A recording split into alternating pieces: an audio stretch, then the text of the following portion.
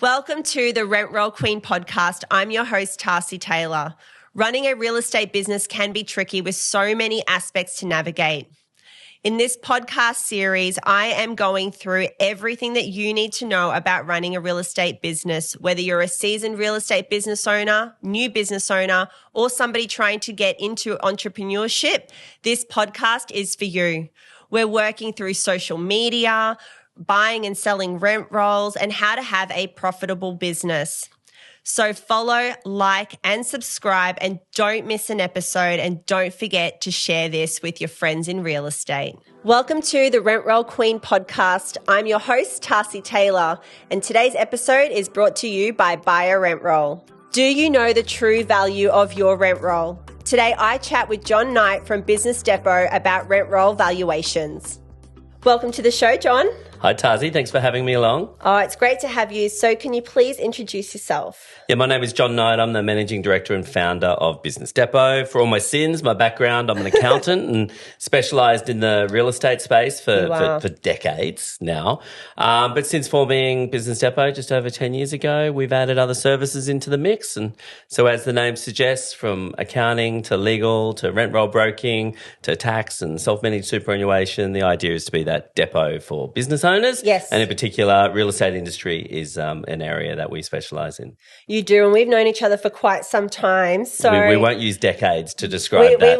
We won't. It just makes us feel old, so we're not going to do that. But what's really exciting is you would see a lot of rent rolls come through, because obviously you have your brokerage arm, but you also do accounting and so forth. And the values of rent rolls, which is what we're talking about today, they have changed over the course of our decade that we're, that in business. So I'd really just want to touch base on getting a clear understanding of what value actually is on a rent roll, because a lot of people don't get that. And it's really interesting because I see it from multiple different perspectives. Now, I mean, I don't provide every service in every division. I've got other people to do that. But still, as an accountant for somebody that you're not doing the sale of a rent roll for, you see different approaches and different values sort of come into play. Or so we see it from a lot of different angles. And I mean, there's the classic answer to what drives value in a rent roll, isn't there? There's all the data. Yes. There's the double AMI, the annual management income, and there's the vacancy rates and the multiple owners, and there's all those different sort of things. But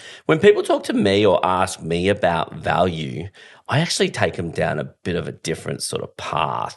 Take us. I will talk about, yes, there is the multiple of income sort of style valuation, which is really market-based valuation.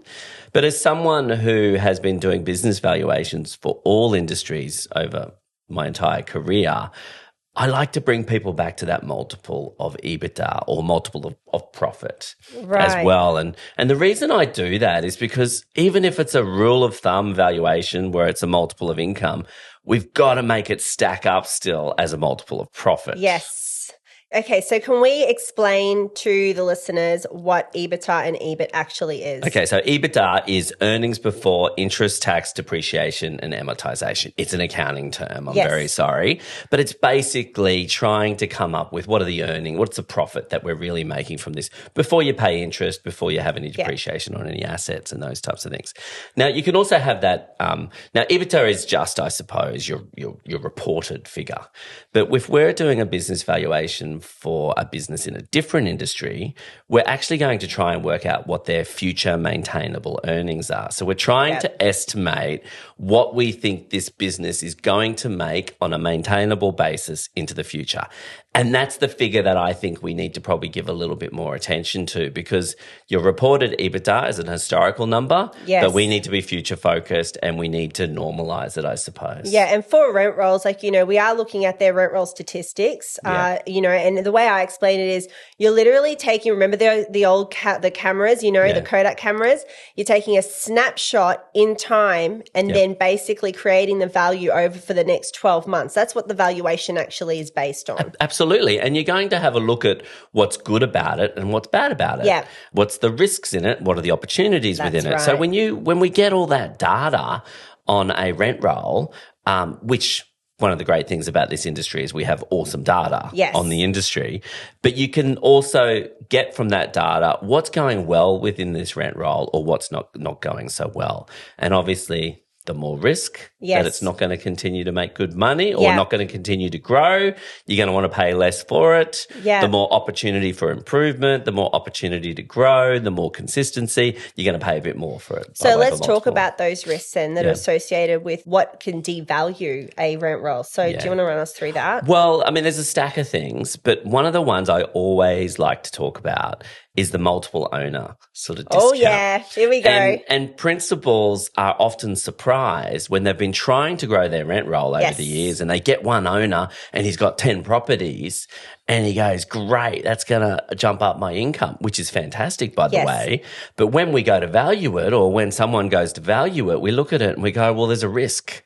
That one owner leaves, there's a risk that we're going to lose a big chunk of our income. And so I don't know about you, but more often than not, if there's a big chunk like that, we're seeing a different multiple applied to those types of things. Yeah, I've seen it. And this is where the contracts are really important, because if the contracts are showing us that, yes, we're assessing that risk, we're able to assess that risk separately. Yeah. But if you've got a lot of rent rolls that include that, then we have to basically take that into consideration. It's a bit like the whole geographical spread, which we all talk about. You know, a big geographical spread within a rent roll, which means if I'm buying that rent roll, I'm getting all these properties all spread around, which potentially aren't as efficient as a rent roll, which is nice and tight in a particular suburb. And so, again, I don't know about you, but I'm seeing a different multiple applied to those outlier properties. Yep. Or even the buyer saying, I'm not buying those properties. Yes. Yeah, that's a lot because it doesn't actually fit their model. So they want that particular rent roll specifically for that condensed location, and all of a sudden you got stuff like, you know, let's say we're in Brisbane, you got them out at Ipswich, Toowoomba and all the rest of it, and it just doesn't flow. Well, it makes your business less efficient, doesn't it? Well, you got to hire more staff, don't you, to operate it. Like my accounting and advisory teams, they're out there talking to people about how to improve their business, and we might talk about buying a rent roll to reduce their break-even point. But if we buy a rent roll and then there's these dozen properties that are causing the property managers a bit of a headache, they're not worth as much to you. So my advice is, well, don't pay for it. Don't pay the same amount. That's the actually easy way. But a lot of sellers want to sell that whole rent roll. So you've got to kind of take it on. But realistically, you can then package those up to sell, to on-sell. You don't have to sell 200 properties. Oh, look, I love small parcels of rent rolls. Like I love when someone packages up a dozen or 20 properties. The buyer doesn't tend to have to go to the bank to get the funds. They've probably got the cash sitting there. They can just negotiate. They're only going to pay if it comes across. And it's good. It's a win-win sort of situation for the buyer and the seller in that situation. And that provides more value as well. Like, you know, when you're looking over it, and we're talking about values, but you've got to look at your operating expenses if you want to create more value into your business. Well, I mean, when you look at valuing a business and, you know, what are you getting with that business? And so sometimes you'll be buying just a rent roll and you'll just be bolting that on to an existing rent roll. But sometimes you're buying the whole business and you're taking on the premises and you're taking on the sales team and you're taking on a whole heap of commitments. I encourage people when they're doing the due diligence on those purchases to just make sure they're really clear on what they're buying and what they're getting. Because the old rule of thumb on the top line sort of value, yes, supply and demand drives that's how they are transacting. Right, yes. But from a business perspective and a due diligence perspective, I want people to be really, really clear on what they're buying. Yep. And when we talk about the rule of thumb, I want to make it very clear to our listeners what a rule of thumb is actually adopted on. So what does that actually mean? So the rule of thumbs is in the industry is a multiple of income. So gross management fee income is typically what it's sort of contracted. In other words, excluding GST, guys. Excluding GST and excluding things like letting fees and things like that. Yep. Sometimes you will have people negotiate different things, but the traditional sale of the rent roll is a multiple of the management fee income. But we will take into account the other fees that you are able to derive once you've got those properties under management. Of course, that's just a rule of thumb though. That is the rule of thumb, but then we've got to support it, right? As valuers, our job is to actually support that multiplier is true and correct. Is that income true and correct? What are the operating expenses of running that portfolio? What does that net profit look like? So that's important too. And also, let's not forget that this is a unique industry where the retention is a very important part of a sale process. Not every industry has such an ingrained process around protecting the buyer. Yeah. You know? And so because of that, buyers will pay a higher multiple knowing that if the property doesn't actually come over, they don't pay for it. That's right. So, and, we've got to take that into consideration. And, retention is something that's not very well understood, unfortunately. And it's also where you can have some of your biggest losses in a sale process if you don't do a great, I suppose, management. If you don't manage that process really, really well, you can lose a sizable chunk of your portfolio. Well, you can, and we've both seen that actually happen. It's pretty sad. And then, you also do like valuations, because let's talk about valuations where they're buying the actual company itself, so the shareholding into that business. What's becoming more common, especially in Queensland, where there's no stamp duty on the purchase of shares in a company, but there is stamp duty on the purchase of a rent roll, which is a sizable amount for some of these rent rolls. And so the idea of buying the shares in the company that operate the rent roll is becoming more and more common. It's got some headaches around it. It does. It's got some different, I suppose, due diligence steps that you need to follow. The legal contracts are a bit more complicated and some of those types of things. But, the buyer tends to not mind the idea because they don't have to pay stamp duty. The vendor doesn't tend to mind the idea because they often get a better outcome from a tax perspective, depending on their legal structure. And so we're seeing more and more of that. But people have to be really clear again on what they're buying. If you're just buying a rent roll, you're just getting those properties. If you're buying a company, you're inheriting the history of that company. You're getting the leave liabilities of the employees. You're getting the equipment that's in there. You're getting the related party loans if they haven't been cleared out yet. Yes. So it's more complicated, even though there can be a sizable tax saving on the stamp duty. I personally don't like them.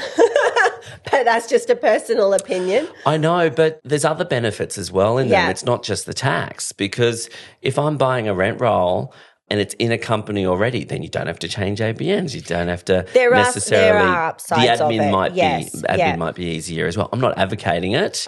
Good. No, because you've also got to remember the compliance side of things. That's right. You then have to manage a rent roll that is spread across multiple entities. Yeah. If you've already got an existing rent roll as well. Yeah. There's pluses and minuses. My comment is probably more that is happening more often. Yes. And people are more open to it. The legals have got more complicated to deal with it, but you need to know what you're buying. So you need to know what's in that company. You need to know the history behind that company. Otherwise you will get, I know I've seen it. Like I've had a client recently where there was issues with previous staff that wasn't known, and then there's a work cover claim. So, and then that's another thing that they have to work through. Well, then you've got to go through the legal process of making sure that the purchase contract has the appropriate indemnities for past activities. Yeah, I don't think this one did, unfortunately. So that was it. And again, you got to really work with, and I know you guys do solicitor. Yeah, we do. You're a legal side as well. Yep. So you would see some of the headaches that basically come through, which could devalue rent rolls because of what's actually happened, or create major brand damage to a business. So, brand damage is another place that we don't actually look at values as clearly, because obviously we go rule of thumb says, but then you've got a rent roll that all of a sudden has brand damage, businesses walking out the door, there goes half your value with it. Yeah, it's an interesting industry in that regard, because you can have a property manager walk out the door as well. And take the business business with them at the same time, which is why this retention sort of strategy or retention component of a deal, I think, has come about within the industry. So, when we're talking about like staff leaving, so you've just touched on something really amazing, right? So staff leaving, and where we see that, the property manager, then she goes, I'm going to go and open my own business, starts their own business, and all of a sudden they're taking managements with them.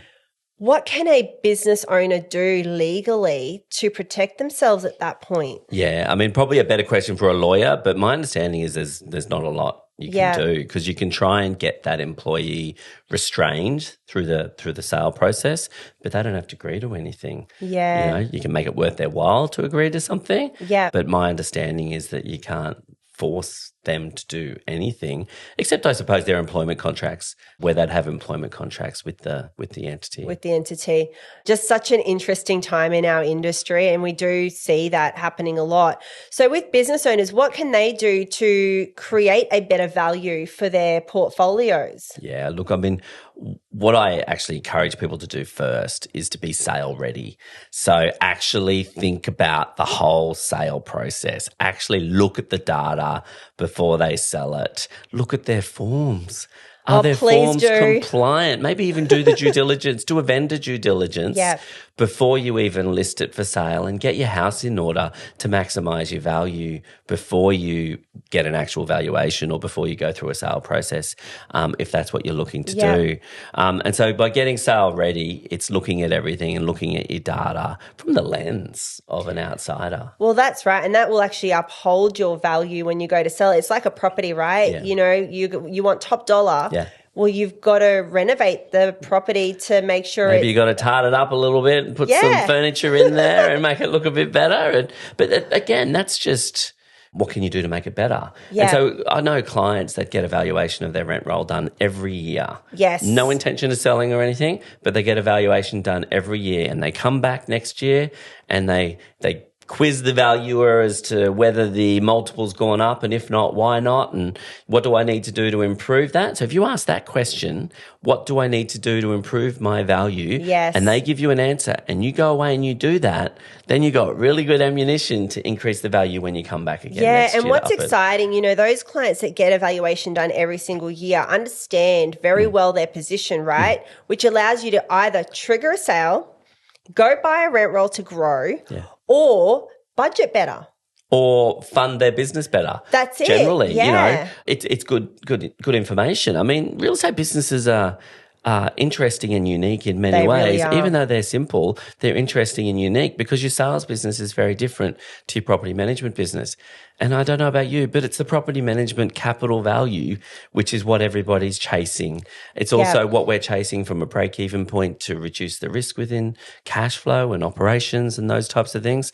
And so if you're not measuring your key output or your key thing that you're trying to create, then how do you know whether you're actually winning or not? That's it. Oh my gosh, you literally nailed that, like nailed it. And it is really important for business owners to actually understand their value because if you don't understand your value, where are you actually going? What are your metrics? Can you actually grow your business? Can you trigger a sale? What does your what are your property managers doing in the back end? Are you collecting all your fees and charges? These are such or important things. what are the risks that that's not going to continue? What if how reliant are you on a key person within your business? Oh gosh, yes. But it's business. Sometimes I think the industry needs to think more like a business owner than, I don't know, dare I say a salesperson, and think about the bigger picture sort of plans and where are we now? So you got to know your data, you got to know what's good, you got to know what's bad, you got to know what you need to improve. Where do we want to go to? And so are we creating a capital asset or are we just creating great profits on the way through? How do we want to take risk out of it? Do we want to be reliant on the principal or someone else? Yep. And what's the gap and how are you going to fix it? And that's where I think the valuation process is really important if one of your strategic goals is to grow significant capital value through a rent roll.